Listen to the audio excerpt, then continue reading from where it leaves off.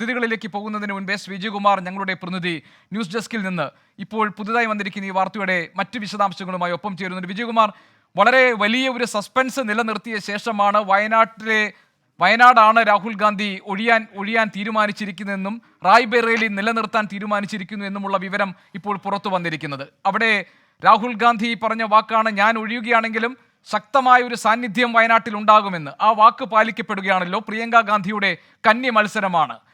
വയനാട്ടിലേക്ക് പ്രിയങ്ക എത്തുന്നു. ഏത് തരത്തിലുള്ള രാഷ്ട്രീയ ചലനങ്ങൾക്കായിരിക്കും പ്രിയങ്ക ഗാന്ധിയുടെ വയനാട്ടിലെ സ്ഥാനാർത്ഥിത്വം സൃഷ്ടിക്കാൻ പോകുന്നത്? ഗോപി, യഥാർത്ഥത്തിൽ വയനാട്ടിൽ പ്രിയങ്ക ഗാന്ധി മത്സരിച്ചേക്കുമെന്ന് തുടക്കത്തിലൊക്കെ ചില സൂചനകൾ ഉണ്ടായിരുന്നെങ്കിലും പിന്നീട് അവിടെ പ്രാദേശിക നേതാക്കൾ മത്സരിച്ചാൽ മതി എന്ന് കോൺഗ്രസ് നേതൃത്വം ഒരു നിർദ്ദേശം നൽകി എന്ന മട്ടിലായിരുന്നു ചില റിപ്പോർട്ടുകളൊക്കെ വന്നത്.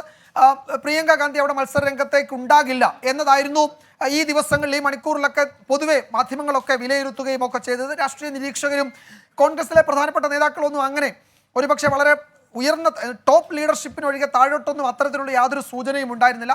മറ്റു പല പേരുകൾ, ഇപ്പോൾ കെ മുരളീധരൻ അദ്ദേഹത്തെ അവിടേക്ക് കൊണ്ടുവരുന്നതിനെ പറ്റി ആലോചന, ടി സിദ്ദീഖിൻ്റെ ഒക്കെ പേരുകളാണ് നമ്മൾ ഇങ്ങനെ പറഞ്ഞു കേട്ടിരുന്നത്. ഒരുപക്ഷെ അപ്രതീക്ഷിതമായാണ് അവിടെ പ്രിയങ്ക ഗാന്ധിയുടെ പേര്. ഇന്നിപ്പോൾ രാഹുൽ ഗാന്ധി വയനാട് ഒഴിയും, റായ്ബറേലി നിലനിർത്തും, തെരഞ്ഞെടുപ്പാകുമ്പോൾ ഉചിത സ്ഥാനാർത്ഥിയെ വയനാട്ടിൽ പ്രഖ്യാപിക്കും എന്ന് മാത്രം, അത്തരമൊരു തീരുമാനം മാത്രമേ ഇന്ന് ഹൈക്കമാൻഡിൽ നിന്നുണ്ടാകുമെന്നാണ് പൊതുവെ എല്ലാ മാധ്യമങ്ങളും കരുതിയത്. അല്ലെങ്കിൽ ന്യൂസ് റൂമുകളൊക്കെ അങ്ങനെ തന്നെയാണ് കരുതുകയും ഒക്കെ ചെയ്തത്. പക്ഷേ വളരെ പെട്ടെന്നൊരു തീരുമാനം. ആദ്യം തന്നെ കോൺഗ്രസ് സ്ഥാനാർത്ഥിയെ പ്രഖ്യാപിച്ചു, വയനാട് ഉപതെരഞ്ഞെടുപ്പിന് പ്രിയങ്ക ഗാന്ധിയെ പ്രഖ്യാപിച്ചു. ഒരു ചുവടല്ല, കുറേ ചുവട് മുന്നിലെത്തിയിരിക്കുന്നു. 2-3 തരത്തിൽ ഈ തീരുമാനത്തെ നമ്മൾ വിലയിരുത്തേണ്ടതുണ്ട് ഗോപി. ഒന്ന്, ഈ വയനാട് രാഹുൽ ഗാന്ധി രാജിവെക്കുന്നതോടെ വയനാട്ടിലെ ജനങ്ങളെ രാഹുൽ വഞ്ചിച്ചു, ചതിച്ചു തുടങ്ങിയ പരാമർശങ്ങൾ അതിപ്പോൾ LDF-ൽ നിന്നോ BJP-യിൽ നിന്നോ ഒക്കെ വരാൻ സാധ്യതയുണ്ടായിരുന്നു.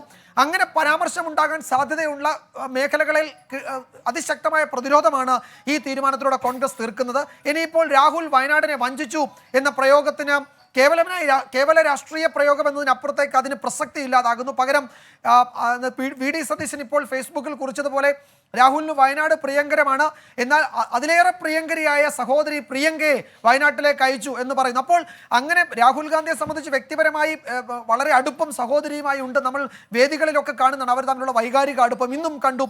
അങ്ങനെ അത്തരത്തിൽ വളരെ അടുപ്പമുള്ള സഹോദരിയെ തന്നെ വയനാട്ടിലെ ജനങ്ങളുടെ മുന്നിലേക്ക് ഒരു സ്ഥാനാർത്ഥിയായി രാഹുൽ ഗാന്ധി അവതരിപ്പിച്ചിട്ടാണ് റായ്ബറേലി അദ്ദേഹത്തിന് തട്ടകമായി തെരഞ്ഞെടുക്കുന്നത്. അങ്ങനെ തെരഞ്ഞെടുക്കുമ്പോഴും അതിന് കോൺഗ്രസിന് ന്യായീകരണമുണ്ട്. ഉത്തർപ്രദേശ് ഇപ്പോഴും LDF-o ഒക്കെ പറയുന്നത് BJP-യുമായി നേരിട്ട് ഏറ്റുമുട്ടുന്ന ഒരു മണ്ഡലം എന്തുകൊണ്ട് രാഹുൽ തെരഞ്ഞെടുക്കുന്നില്ല, കേരളത്തിലേക്ക് എന്തിനു വരുന്നു എന്നൊക്കെ ഇടതുമുന്നണിയുടെ നേതാക്കൾ പ്രത്യേകിച്ച് ഇന്നലെയും മുഖ്യമന്ത്രി പിണറായി വിജയൻ ആ ചോദ്യം ഉയർത്തിയതാണ്. അങ്ങനെ ഉയർന്നു വരുന്ന ചോദ്യങ്ങൾക്ക് കൂടി മറുപടിയാണ് രാഹുൽ റായ്ബറേലിയിൽ തുടരുന്നു.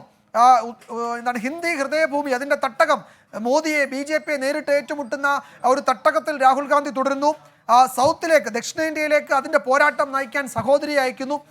അങ്ങനെ 2-3 തന്ത്രപരമായ നീക്കങ്ങളാണ് യഥാർത്ഥത്തിൽ ഈ തീരുമാനത്തോടെ കോൺഗ്രസ് നമ്മളുടെ മുന്നിൽ വെക്കുന്നത്. സൗത്ത് ഇന്ത്യയിൽ കോൺഗ്രസിൻ്റെ സാന്നിധ്യം ഇപ്പോൾ വളരെ സജീവമാണ്. ഈ തെരഞ്ഞെടുപ്പോടുകൂടി അത് കുറെ കൂടി വിസ്തൃതമാക്കാൻ പ്രിയങ്ക ഗാന്ധിയുടെ സാന്നിധ്യം കോൺഗ്രസിനെ സഹായിച്ചേക്കും എന്നതാണ് ഒരു പൊതുവിലയിരുത്തൽ.